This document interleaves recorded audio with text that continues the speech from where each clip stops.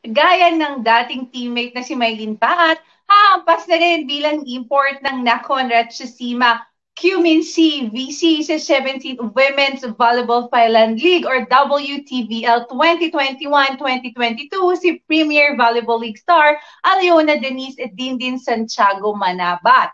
Winelcome noong Webes via social media ng naturang Thai team ang 28-year-old 6'2" veteran middle blocker wing spiker na humahambalo sa Cheritigo ng PBL. Tulad ni Paat bago nag-WTBL.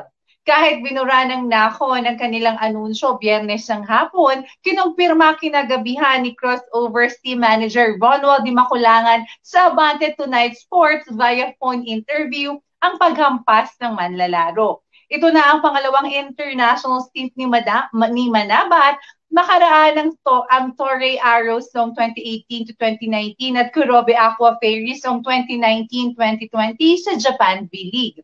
Nasa pangatlong pwesto ang Ratchasima sa Thai League sa 4-3 win-loss record. Si Manabat na rin ang pang-apat na kasalukuyang Pinay reinforcer sa isang overseas league sa pagsunod kay Paat, kanyang kapatid na si Elijah Daphne Jaja Santiago sa Saitama Ageo Medics at Tyler Marie Calema sa Athletics Unlimited ng United States.